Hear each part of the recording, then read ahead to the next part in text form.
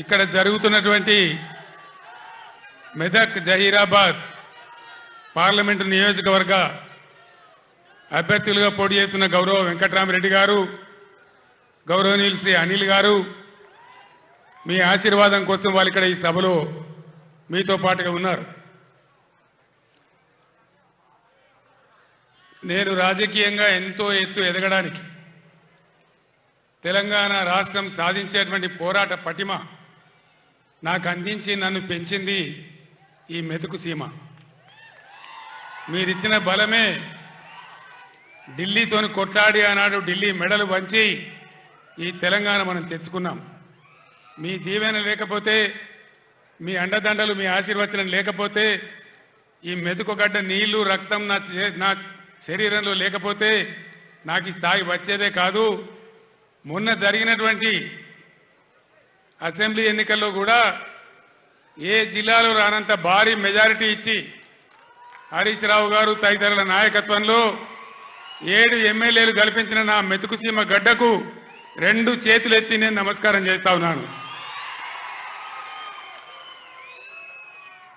ఎన్ని జన్మలెత్తినా కూడా మీ రుణం నేను తీర్చుకోలేదని చెప్పి నేను మనవి చేస్తా ఉన్నాను. ఇవాళ కొంతమంది తెలివి ఉన్నవాడు, తెలివి లేనివాడు, అడ్డంపొడుగు మాట్లాడేవాడు బీఆర్ఎస్కు పార్లమెంటు ఓట్లెందుకు, సీట్లెందుకు అని మాట్లాడుతూ ఉన్నారు.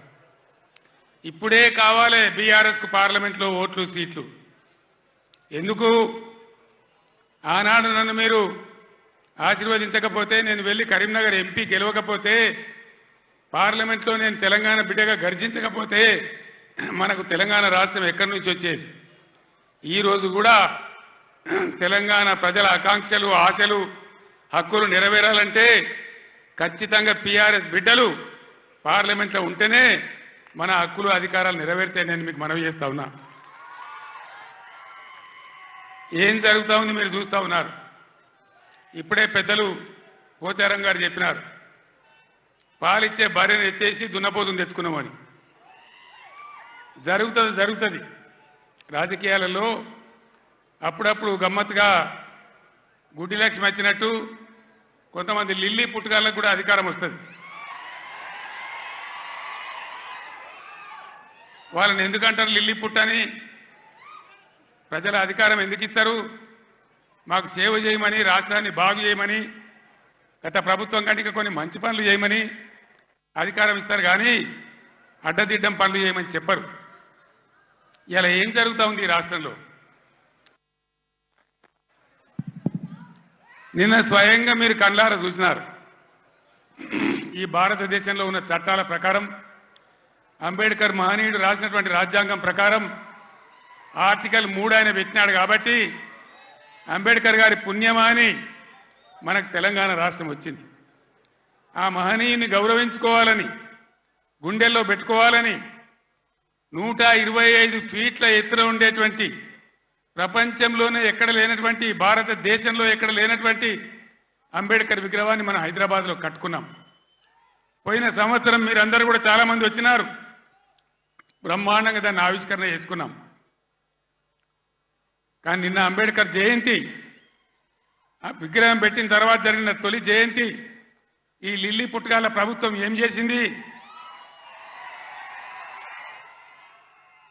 అక్కడికి గవర్నమెంట్ పోలే. ఆ మహనీయునంత హిమాలయ పర్వతం అంతా ఎత్తున్న విగ్రహానికి ఒక పువ్వు పెట్టలే, ఒక పూలమాల పెట్టలే, అంజలి ఘటించలే. అనేక రాష్ట్రాల నుంచి ప్రజలు వచ్చినారు చూడడానికి. వాళ్ళ కనీసం మంచినీళ్ళు ఏర్పాటు చేయలే, గేట్లు బంద్ చేసి తాళాలు వేసినారు. దీన్ని ఏమంటారు? అహంకారమా? కండకావరమా? ఏమనుకోవాలి దీనికి? అజ్ఞానమా? ఎవరు పెట్టిన విగ్రహమే కదా, మనం ఒక విగ్రహమే పెట్టుకోలే. ఆయన పెట్టిన ఆర్టికల్ 3తోనే తెలంగాణ వచ్చింది కాబట్టి రాష్ట్ర సెక్రటేరియట్ కూడా, సచివాలయానికి కూడా అంబేద్కర్ మహనీయుని పేరే పెట్టుకున్నాం. విగ్రహం కాడికి పోలే. మరి ఆ సెక్రటేరియట్ ఎందుకు కూర్చుంటున్నారు? సిగ్గు లేకుండా కూర్చుంటున్నారా? అది కూడా అంబేద్కర్ పేరు మీదనే ఉన్నది కదా. యాదగిరి గుట్ట కూడా బీఆర్ఎస్ గవర్నమెంటే కట్టింది. మరి ఆడిపోయి ఎందుకు మొక్కుతున్నారు? ఎమ్మెల్యేలు ఉండే క్వార్టర్లు కూడా బీఆర్ఎస్ గవర్నమెంటే కట్టింది. గెలిచిన కాంగ్రెస్ ఎమ్మెల్యేలు దానిలో ఎందుకుంటున్నారు అంటే అన్ని తీసేస్తారా? మిషన్ కాకతీయ చెరువులు బంద్ చేస్తారా? ఏమేం బంద్ చేస్తారు? ఈ లిల్లీ పుట్టుకాలని నేను ఎందుకన్నా అంటే దీనికే అన్నా. ఒకనాడు ఇదే లిల్లీ పుట్టుకాల పార్టీ సింగూరు ప్రాజెక్టు మన నోరు కొట్టి మన ఎండబెట్టి ఒక డ్రాప్ ఒక చుక్క నీళ్లు కూడా మనకి ఇయ్యలే. హైదరాబాద్కి ఇచ్చినారు. బాధపడ్డాం, ఏడ్చినాం. పొలాలు ఎండిపోయినాయి. అక్కడ నిజామాబాద్ వాళ్ళు ధర్నా, ఇక్కడ మెదకోళ్ళు ధర్నా. ఇయ్యలే. తెలంగాణ వచ్చినాక కదా ఇదే హరీష్ రావు ఇరిగేషన్ మంత్రిగా ఉండి జటా కాలువలు తవ్వి నీళ్లు సింగూరు కాలువలు తవ్వితే కదా అందులోకి నీళ్ళు వచ్చినాయి, పంటలు పడినాయి. ఎక్కడి నుంచి వాడుకున్నాం సింగూరు నీళ్లు? ఇచ్చినరా వీళ్ళు? వచ్చినాయా ఆనాడు నీళ్లు? ఇవాళ ఏం చేస్తారు ఈ లిల్లీ పుట్టుగాళ్ళు? సంగమేశ్వర బసమేశ్వర 2 లిఫ్ట్లు పెట్టుకున్నాం బ్రహ్మాండమైనటువంటి. కాళేశ్వరం నీళ్లతోని సింగూరుకు లింక్ పెట్టుకున్నాం కాబట్టి అటు నిజాం సాగర్ కానీ ఇటు మెదక్ జిల్లా కానీ మలన్న సాగర్తో కలుపుకున్నాం కాబట్టి బ్రహ్మాండంగా సంగమేశ్వర బసమేశ్వర నారాయణ ఖేడ్కు జహీరాబాద్కు నీళ్ళు వచ్చేటువంటి లిఫ్ట్ పెట్టుకున్నాం. అక్కడ 1,00,000 ఎకరాలు, ఇక్కడ 1,00,000 ఎకరాలు. ఆందోళన నియోజకవర్గానికి కూడా 1,00,000 ఎకరాలు. ఎక్కడ పెట్టిన దాన్ని? ఎందుకు పడబెట్టినరు? ఎందుకు కోల్డ్ స్టోరేజ్లో పెట్టినరు? దయచేసి మీరు ఆలోచన చేయాలి. నేను మీ అందరినీ కోరుతా ఉన్నా, దళిత బిడ్డలను దళిత మేధావులను నేను కోరుతా ఉన్నా. అంబేద్కర్ గారిని అవమానిస్తే మనం మౌనం పాటించుదామా? దళిత బంధు పెడితే నోరు మూసుకొని పడిందామా? ఇవాళ వాళ్ళకి సురుకు పెట్టాలి. ఇదే పార్లమెంట్ ఎన్నికల్లో బిడ్డ మీరు మోసం చేస్తే గుద్దిత కింద పడకూడదామనే జవాబు మీరు చెప్పాలని చెప్పి నేను మిమ్మల్ని కోరుతా ఉన్నా. తెలంగాణ ఉద్యోగ ఉపాధ్యాయ సోదరులకు కూడా నేను కోరుతా ఉన్నా, ఏం జరుగుతా ఉంది 4 నెలల సమయంలో ఇప్పుడు 5వ నెలకు వచ్చింది గవర్నమెంట్ వచ్చి. మీకు మేము ఎంత గౌరవం ఇచ్చినాం. ఆగమాగం కావద్దు. ఎలక్షన్ వస్తే పిచ్చోళ్ళలాగా ఓట్లు వేయద్దు. నిలకడగా ఆలోచన చేయాలి. నిజానిజాలేందో తెలుసుకోవాలి. అప్పుడే మనకు సరి అయిన న్యాయం జరుగుతుంది. ఈ ప్రభుత్వం మెడలు వంచి మొన్న వాళ్ళు చేసిన ఆగమాగం హామీలు ఏవైతున్నాయో అవి నెరవేర్చాలంటే పార్లమెంట్ ఎలక్షన్లలో సురుకు పెట్టి చూపెడితేనే అవి సాధ్యమైందని మీ అందరికీ తెలియజేస్తా ఉన్నా. ఇవన్నీ మీకు కనబడతలేవా? నేను చెప్పానా? ఉద్యోగులను ఎంత గౌరవించినాం, ఎంత జీతం ఇచ్చినాం, ఎంత పెద్ద పిఆర్సీలు ఇచ్చినాం, తెలంగాణ స్పెషల్ ఇంక్రిమెంట్ ఎట్లా ఇచ్చినాం, ఇవన్నీ మీరు మర్చిపోయి ఇలా ఆగమాగం అడివడే అవుతామంటే మీరే నష్టపోతారు తప్ప బీఆర్ఎస్ పార్టీ కాదు. మీకు తెలివితేటలు ఉన్నాయి కాబట్టి, బుద్ధి ఉంది కాబట్టి, గౌరవం ఉంది కాబట్టి ఆలోచన చేసి చెక్ బ్యాలెన్స్ చేయాలని చెప్పి తెలంగాణ ఉద్యోగ ఉపాధ్యాయ సోదరులను కూడా ఈ సందర్భంగా నేను మేధావులుగా మీరు ఆలోచించాలని, ఈ గవర్నమెంట్ ముక్కుతాడేయాలని చెప్పి నేను మీకు కూడా అప్పీల్ చేస్తా ఉన్నా. ఇక్కడికి పోయి మన కరెంటు 9 ఏళ్ల కన్నురేప కొట్టినంతసేపు అయినా కరెంటు పోయిందా? ఇవాళ పోతుందా? మరి ఇట్లే పోవన్నా ఉండాలి కదా. ఉండాలంటే పార్లమెంట్ ఎలక్షన్లో బీఆర్ఎస్ గెలవాలి. మెదక్ల వెంకట్రామరెడ్డి, జహీరాబాద్లో అనిల్ గెలిస్తేనే ఎల్పడా దాపడా కోళ్ళలాగల్లాగా ఉన్నారు. ఇద్దరు కూడా చదువుకున్న వాళ్ళు. ఒక ఆయన ఐఏఎస్ అధికారి, ఇంకొక ఆయన తెలంగాణ ఉద్యమకారుడు. బ్రహ్మాండంగా ఈ కాంగ్రెస్ ముక్కు విండి మీ హక్కులు సాధించాలంటే వాళ్ళని గెలిపించాలని చెప్పి నేను మిమ్మల్ని కోరుతా ఉన్నా. గెలిపిద్దామా? కారు గుర్తుకే. సభ అయిపోలేదు, ఉండండి.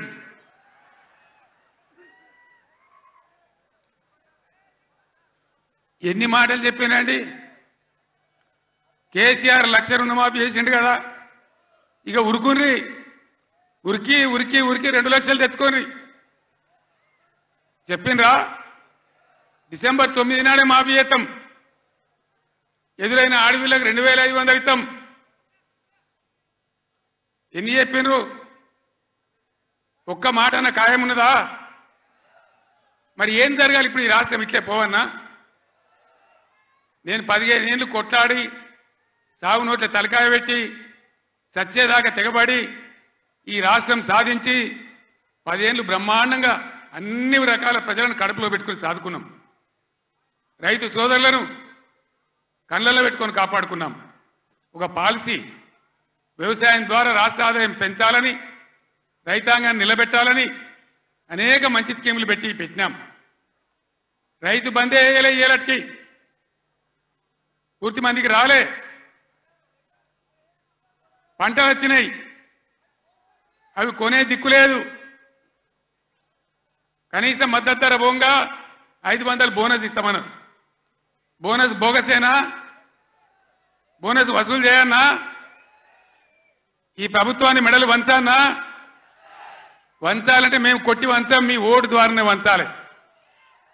సిద్దిపేటలో మంచి దారి చూపించిన హరీష్ నాయకత్వంలో పోస్ట్ కార్డుల ఉద్యమం చేస్తా ఉన్నారు. ఇవాళ ఇక్కడ సంగారెడ్డి ఈ వేదిక నుంచి నేను యావత్తు తెలంగాణ రైతాంగానికి పిలిపిస్తా ఉన్నా. 2 లక్షల రుణమాఫీ వెంటనే చేయాలని, ఎండిపోయిన పంటలకు 25,000 నష్టపరిహారం ఇవ్వాలని, ఎకరానికి బోనస్ ఖచ్చితంగా ఇవ్వాలని, వడ్లు వెంటనే కొనుగోలు చేయాలని రాష్ట్ర వ్యాప్తంగా రైతాంగం దయచేసి రేపటి నుంచే పోస్ట్ కార్డు ఉద్యమం మొదలు పెట్టాలని కూడా సిద్దిపేటను మార్గదర్శకంగా తీసుకొని చేయాలని నేను కోరుతా ఉన్నా. ఇవన్నీ చేయాలని అడిగితే ఇప్పుడే పోచారం గారు అన్నాడు, ఒక మంత్రి ఏమో రైతు బంధు అడిగితే చెప్పుతోని కొట్టిండ్రు అంటాడు. ఇంకో ముఖ్యమంత్రిని ఇవన్నీ ఏమైనాయి, ఎందుకు ఏమని గట్టిగా నిలదీస్తే ఏం మాట్లాడతారు లిల్లీ పుట్టుగాళ్ళు? నీ గుడ్లు వీకి గోటీలు ఆడుకుంటాము, నీ పేగులు తీసి మెడలేసుకుంటాము, నిన్ను పండబెట్టి తొక్కుతాము, నీ ముడ్డి మీద షెడ్డి లేకుండా షెడ్డీలు గుంజుకుంటాము. ఇదేనా 10 ఏళ్లలో నేను ముఖ్యమంత్రి ఉన్నప్పుడు ఒక్కసారి ఇటువంటి మాట విన్నారా? ఇంత అగౌరవంగా మాట్లాడినామా? ఇంత అన్యాయం మీ కళ్ళ ముందనే జరగాలనా? దయచేసి ఆలోచన చేయాలి. ఎలక్షన్ అంటే ఓట్లు అంటే ఏదో ఆగమాగం ఓట్లేసుడు కాదు. ఇలా సభలో ఉన్నారు, నేనే ఒక 100-150 లారీలు దాటుకుంటా వచ్చిన, అందులో ఫుల్గా మంది ఉన్నారు.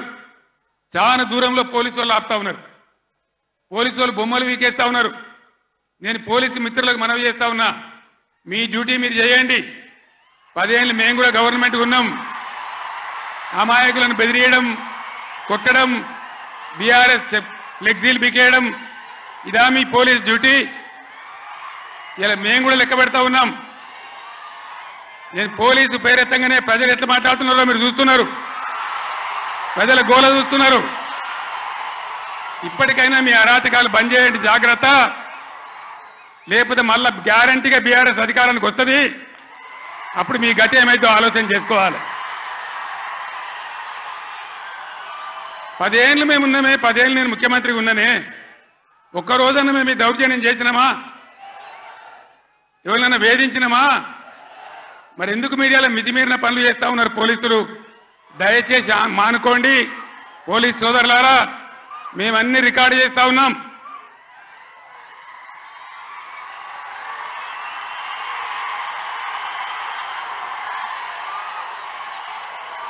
ఈ ప్రజల స్పందన చూసైనా మీరు మారాలి. డీజీపీ గారు మీరు మారాలని నేను చెప్తా ఉన్నా, లేకపోతే మీ మీదకి ప్రజలే తిరుగుబడే రోడ్ వస్తుంది, జాగ్రత్త అని నేను చెప్తా ఉన్నా. మా కార్యకర్త తెలంగాణ ఉద్యమకారుడు సల్వాజీ మాధవరావు అని కరీంనగర్ జిల్లా ధర్మారంలో, పెద్దపల్లి జిల్లాలో ఆయన సోషల్ మీడియాలో ఒక పోస్ట్ పెట్టిండని చెప్పి ఆయన మీద అక్రమ కేసులు పెట్టి ఇలా జైలు తరలించినారు. ఆయన కరీంనగర్ జైల్లో ఉన్నాడు. ఇది మీకు న్యాయమా? డీజీపీకి ఏమైనా గౌరవం ఉంటే ఆ సల్వాజీ మాధవరావు మీద ఏదైతే జరిగిందో దాని మీద స్పెషల్ కమిటీ సీనియర్ ఐపీఎస్ ఆఫీసర్తో ఎంక్వైరీ చేయాలి. ఏ సబ్ ఇన్స్పెక్టర్, ఏ సర్కిల్ ఇన్స్పెక్టర్ దౌర్జన్యానికి పాల్పడ్డాడో వాళ్ళ మీద మీరు చర్యలు తీసుకోవాలి. లేకపోతే తస్మాత్ జాగ్రత్త, మేము న్యాయస్థానం తలుపులు దాడతామని మనవి చేస్తా ఉన్నా. మేము కూడా మస్తుగా చూసినాం. నేను కేంద్ర మంత్రిగా పనిచేసిన, రాష్ట్ర మంత్రిగా పనిచేసిన, ఇదే జిల్లాలో 20 ఏళ్ళు ఎమ్మెల్యేగా ఉన్నా, ముఖ్యమంత్రిగా పనిచేసిన, కానీ దౌర్జన్యాలు ఎన్నడూ మీతో మేము చేయించలే. అనవసరంగా మీరు రాజకీయ చేసేవాళ్ళు చేస్తారు, మీకు అవసరం లేదు. ఆయాల ఎక్కడ చూసినా వరి కోతలు ఉండే, ఇవాళ కరెంటు కోతలు, క్రాప్ హాలిడేలు. దయచేసి ప్లీజ్ 10 నిమిషాలు నేను ఎక్కువ మాట్లాడిన 10 నిమిషాలు నినాదాలు తర్వాత చెప్తాను తమ్ముడు. ఇదేంద్రా అంటే ఆ రోజు ఇయ్యాలన్న ముఖ్యమంత్రి చెప్పిండు 2 లక్షల రుణమాఫీ డిసెంబర్ 9 తారీఖు. ఏడవాయ డిసెంబర్ 9 తారీఖు ఎవడో కూడా అన్నాడట, కూర్చుంటే లేవో శాత కాదు కానీ తాటి చెట్టు అంత ఎగురుతా అన్నాడట. డిసెంబర్ 9 పోయింది, అన్ని పోయినాయి. మళ్ళీ ఆగస్టు 15 చేస్తామంటారు.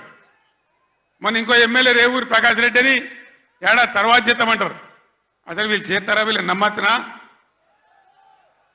వీళ్ళను వంగదీసి వీళ్ళ మెడలు వంచి 2 లక్షల రుణమాఫీ చేయించే బాధ్యత బీఆర్ఎస్ పార్టీ మేము తీసుకుంటా ఉన్నాం. అందరం కలిసి యుద్ధం చేద్దాం.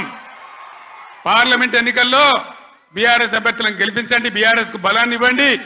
రైతుల పక్షాన బీఆర్ఎస్ పోరాటం చేస్తుందని మనవి చేస్తా ఉన్నా. లేకపోతే ఏమైతుంది? ఒక్క నిమిషం ప్లీజ్. స్లోగన్లు తర్వాత ప్లీజ్. అరే బాబు, స్లోగన్లు తర్వాత ప్లీజ్. ఈ మూలకున్నోళ్ళు బంద్ పెట్టనా ప్లీజ్, బంద్ చేయవా?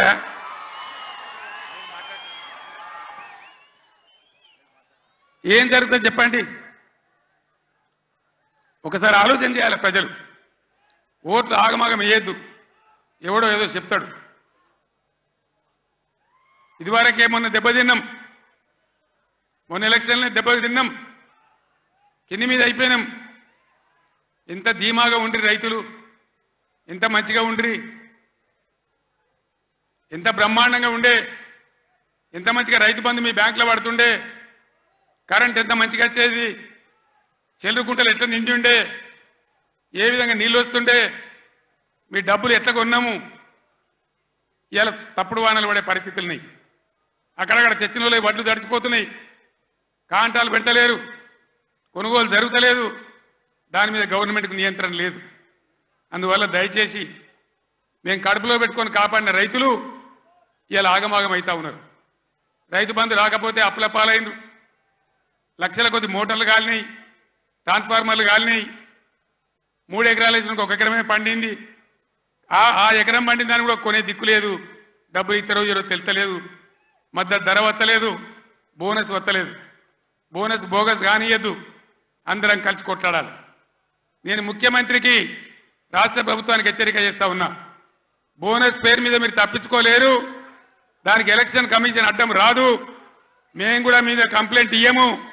ఏ రైతుకు ఎంత బాకీ ఉంటారో అంత బోనస్ చిట్టీలు కూడా ఇలా రాసి ఇవ్వండి. ఎలక్షన్లలో బాండ్ రాసి ఇచ్చారు కదా, అదే పద్ధతిలో ఇలా వాళ్ళకి బాండ్ ఇచ్చినట్టుగా ఇవ్వండి. మీకు అంత కాదంటే ఎలక్షన్ తెల్లారి ఇవ్వండి. కానీ బోనస్ ఎగబెడతామంటే మాత్రం ఇబ్బంది అయ్యే పరిస్థితి ఉంటుందని మనవి చేస్తా ఉన్నా.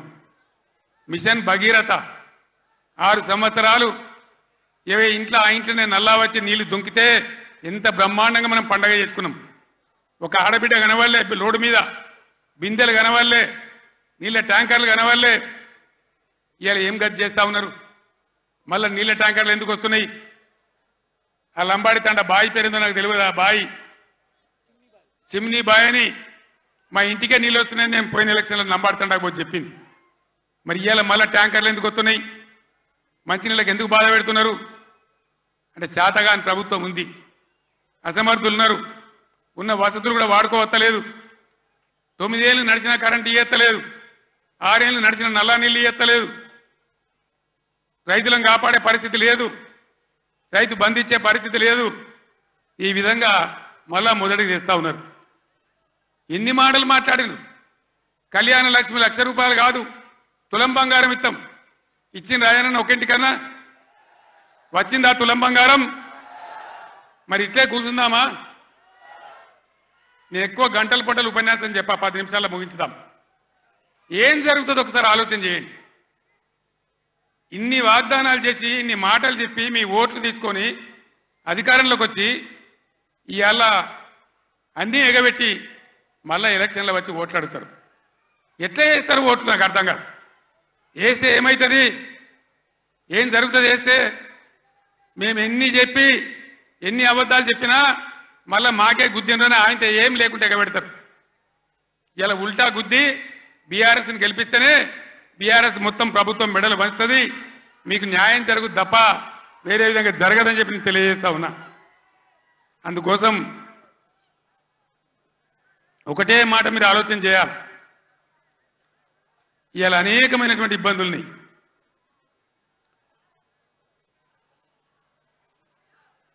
ఈరోజు మంచి అభ్యర్థులను పెట్టినాం, మంచి అన్ని విధాలుగా మిమ్మల్ని ఆదుకునే పద్ధతిలో వాళ్ళు పనిచేస్తారు, వాళ్ళని గెలిపించాలని చెప్పి నేను మిమ్మల్ని కోరుతా ఉన్నా. ఎంతసేపు చెప్పినా ఇదే చెప్పాలి, ఇటుదింపు పడిదింపు. ఒక్కటే మాట నేను చెప్తా ఉన్నా, ప్రజాస్వామ్యంలో ప్రజలు అన్ని ఆలోచించి ఓట్లు వేయాలి. మన కళ్ళ ముందే మనల్ని మోసం చేస్తుంటే మళ్ళీ వాళ్ళకే సర్దిగడితే మళ్ళీ వాళ్ళకే ఓట్లేస్తే ఎటుకాకుండా అయితే ఆగమవుతాం. సంగమేశ్వర బసమేశ్వర కావాలన్నా, కాళేశ్వరం పనులు పూర్తి కావాలన్నా, కడుపు నిండా మళ్ళీ నీళ్లు రావాలన్నా, కరెంటు మంచిగా రావాలన్నా ఈ ప్రభుత్వాన్ని మెడలు వంచాలి. నేను ఇంకో మాట కూడా మీకు చెప్తా ఉన్నా, వాస్తవంగా వాళ్ళు గెలిచినరు, మాకేం ఓర్వలేనితనం లేదు. వాళ్ళు కూడా ఉండాలి, 5 ఏళ్ళు పనిచేయాలి, అప్పుడే నల్లదేందో తెల్లదేందో తెలుస్తుంది. కానీ ముఖ్యమంత్రి మాట్లాడే మాటలు చూస్తే, సభలలోనే వణుకుడు చూస్తే తిరగబడ్డ జనం తెలంగాణలో. సర్వే రిపోర్ట్లు వస్తున్నాయి, కాంగ్రెస్కు 2 సీట్ల కన్నా ఎక్కువ రావు అని. అంతటా అన్ని జిల్లాలలో కూడా రైతాంగం తిరగబడతా ఉంది. అందుకే ముఖ్యమంత్రి నిన్న నారాయణపేట సభలో ఆయన భయం, ఆయన కంపం చూస్తే ఈ గవర్నమెంట్ ఏడాది కూడా ఉంటట్లేదని మనం చేస్తా ఉన్నా. ఎవడు ఎప్పుడు పోయి బీజేపీలో కలుస్తాడో, ముఖ్యమంత్రి జంపు కొడతాడో, ఏమవుతుందో. ముఖ్యమంత్రి ఈడో మాట మాట్లాడతాడు, ఢిల్లీకి పోయి బీజేపీ కోటేమని టీవీలో చెప్తాడు. అంటే ఏం జరుగుతుంది? ఎవరికి ఎవడు బీ టీము, ఎవరు కలిసిపోయినరు ఒకసారి ఆలోచన చేయాలి. దయచేసి ఏ మార్పాటుగా ఉంటే ఇబ్బంది జరుగుతుంది. కాంగ్రెస్ గతంలో కూడా మీరు 60 ఏళ్ళు చూసినారు, ఇంకా కూడా ముందటికి మోసపోతే దెబ్బతింటాం. ఇక బీజేపీ పార్టీ ఏమన్నా ఏకన్నా పనిచేసిందా మన రాష్ట్రానికి? పెద్దలు చెప్పారు, అక్కెరకు రాని చుట్టము మొక్కిన మరం ఈయని వేల్పు మోరమున దానెక్కిన బారని గుర్రము గ్రక్కున విడవంగా వలవి కదరా సుమితను. బీజేపీ అక్కరకు రాని చుట్టం. ఒక మెడికల్ కాలేజ్ ఇయ్యలే, ఒక నవోదయ కాలేజ్ ఇయ్యలే, ఒక జాతీయ ప్రాజెక్ట్ ఇయ్యలే. నేను స్టేజ్ ఎక్కుతుంటే హరీష్ రావు మాట్లాడుతుంటే విన్నా, ఆయన అన్ని చెప్పిండు. అవన్నీ 100% కరెక్టు. బీజేపీ కోటేసినా మన మంజీరా నదిలో వాడేసిన గంతే, అది ఎందుకు పనికిరాదని మనం చేస్తా ఉన్నా. యువకులు ఒక గాడి పిల్లవాడు కొట్టుకొని పోకుండా, పిచ్చి పిచ్చిగా గుడ్డిగా ఓట్లేయకుండా దయచేసి ఆలోచన చేయాలి. ఇవాళ తెలంగాణకు న్యాయం జరగాలంటే, తెలంగాణ హక్కులు కాపాడాలంటే, తెలంగాణ ప్రాజెక్టు కంప్లీట్ కావాలంటే, మళ్ళా రైతాంగానికి మళ్ళా మేలు జరగాలంటే ఈ ఆగమాగం పార్టీలు కాదు. తెలంగాణ హక్కుల కోసం పేగులు దిగదా కొట్టాడే ఒకటే ఒక పార్టీ బీఆర్ఎస్ పార్టీ, గులాబీ జెండా. ఆ జెండా ఉన్న కారు గుర్తుని ఆదరించాలి. దయచేసి మీ అందరినీ నేను మళ్ళొక్కసారి కోరుతా ఉన్నా.